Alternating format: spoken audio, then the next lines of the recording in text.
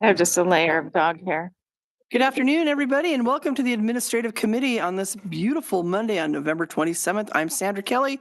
I've got Julia Parker, Gina Terusio, and up first is the regular agenda and the approval of where am I at? There we go, the minutes. Yes, the approval of the minutes. They looked good to me, ma'am. Any qualms? Nope. None for me either. Let's put it on consent. And now the moment we've all been waiting for, the Yes. disbursement report by our very own Sarah Banks. Hi. All right. So looking at month ending October 31st, 2023, total expenditures were $4,409,216.39.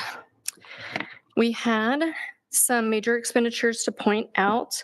We had our payment number 4 for Lily Street reconstruction for $486,613.79. We also had payment number 5 for Lily Street for $280,859.66. We paid our iCrimp annual premium. We paid our half payment, which was $479.50. And then our Whitcomb quarterly charges October through December, which were $208.16. It's about, yeah. Any thoughts? Nope, I just recommend approval or authorization of the signature. It just, when I was looking at it, made me wonder when we might have an update from dispatch. Whitcomb, Yeah. thank you. Sorry, I told you I was slow today. It's that thing where you call. Just an update from Whitcomb. So I think we're looking for a meeting, either the December 4th or the December 18th meeting. Wendy and I have talked about trying to find a time for them to come and give a report. So probably one of those two meetings. Okay. And that's always 200,000 quarterly, around that. It's around that. It's around that. On an annual basis. A little over 800,000. The contract, we did get the draft contract for next year from Whitcomb here recently. It's actually going to go down by somewhere in the ballpark of probably 40,000 from the current year's contract. So It's a sweet deal. Because they don't have staff or? no, we're allocated 26.4% of their annual budget, and just their costs have gone down a little bit. They had some technology upgrades and other expenses that they're not going to see this upcoming year. So, Great. They're just seeing a reduction of expenditures this upcoming Good. fiscal year. And I meant to look this up. Tell me how much more we have on both of those payments. How many more? We're like 3 out of how many payments on? The Lily Street? Yeah, we're on 5 on Lily. Do you know how many more? There's not a defined number. Oh, okay. The project is largely complete. I'm sure there's some finish up and retainage releasing, but the contract doesn't start with a defined number. It's Gotcha. just, they do monthly progress payments. So Oh, okay. we're 6 months into the project now at this point, and so that's the numbering of the payments. Thanks. I'd forgotten that. So cool. Okay. You're pondering anything else? We went into it with a finite amount, though. Yeah. Yeah. It's just payment. I mean, That's- it's just per the contract award.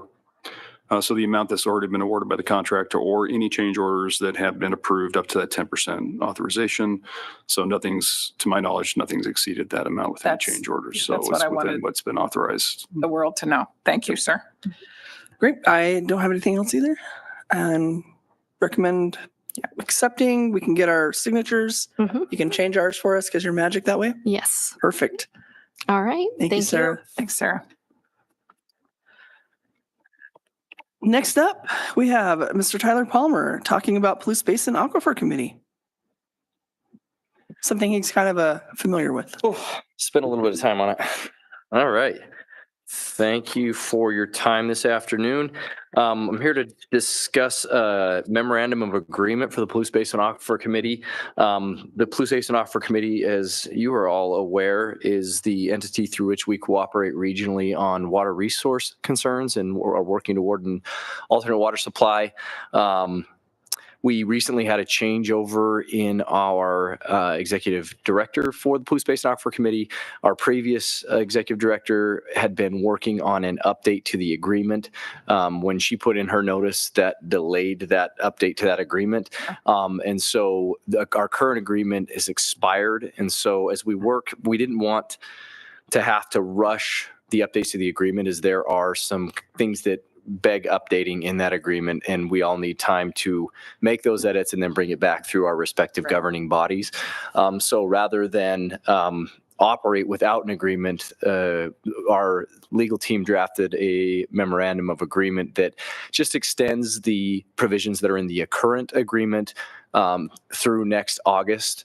And that will give us time to draft the updates, make the adjustments, and take them through the respective governing bodies and in order to have a new agreement in place. And so this is just to bridge that gap is what this is. And so it just continues the provisions that are in our current agreement. And we move forward. The city of Pullman, it went through the city of Pullman's last council cycle and their council has approved that. So they've got a signed copy from their mayor. And we're just going through this process with y'all so that we can get ours in place as well. I don't have any questions about that. Sounds I'm like glad to see procedural. this rethinking, rejuvenating moment. Very much. It's very important, but I think we needed to catch up. Yeah, I think so too. So- There's some things that need to be updated and it'll be good to have the time to give that the attention it needs. Indeed. Great. Nope. I'm all for this. Recommend approval. Can we put on consent? Or do Just we move on consent. Great. Excellent. Thank you. Unless you wanted to come back. I All always right. love coming back. Well, whenever I know want you me do. Consent. to. Thank you. Thank you. Thanks, Jeff. Sanitation franchise fee amendment ordinance, Mr. Bill Belknap. Thank you. As the council is aware, there was a recent Idaho Supreme Court case involving the city of Lewiston and a former city council member down in Lewiston. It's required the city to review our historical financial practices, and one of the things that it addressed was transfers from utilities to the street fund for impact on the roadways. Both underground utilities have a significant impact to diminish the life of a roadway through cuts and repairs that occur over time. And heavy sanitation vehicles also have a fairly significant wear and tear on the roadways. Both the city of Moscow and Lewiston had a historical practice of transferring some revenues from the utility funds to compensate the street fund for those impacts. And that court case deemed that to be improper. So in response to that, we are looking and recommending to adjust our franchise fee for the sanitation fund. Currently it's set as 5%.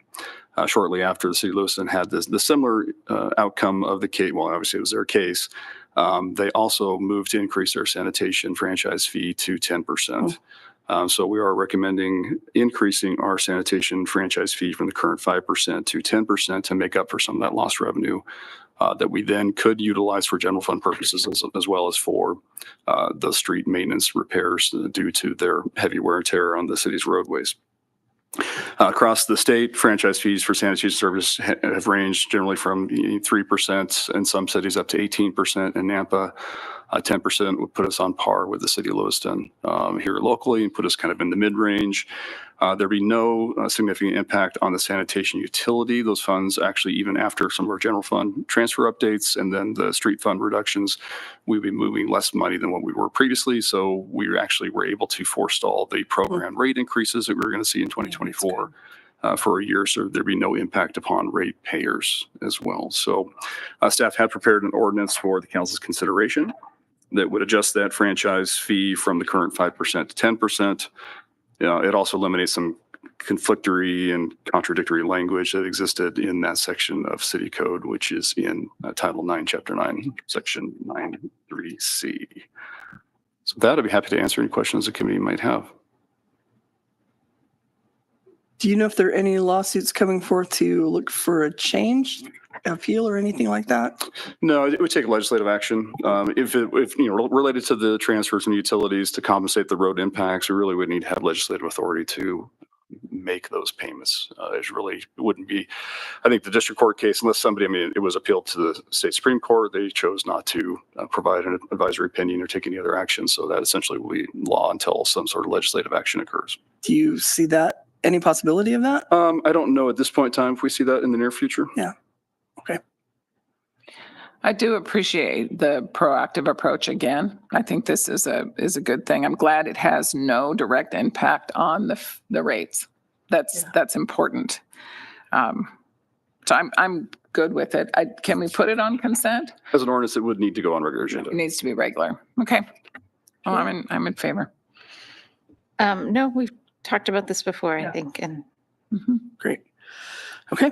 Okay. Wonderful. Thank you. Any staff updates? Anything we should Nothing else from staff today. Great. Well, I think we should adjourn. Okay. 10 minutes. Nice.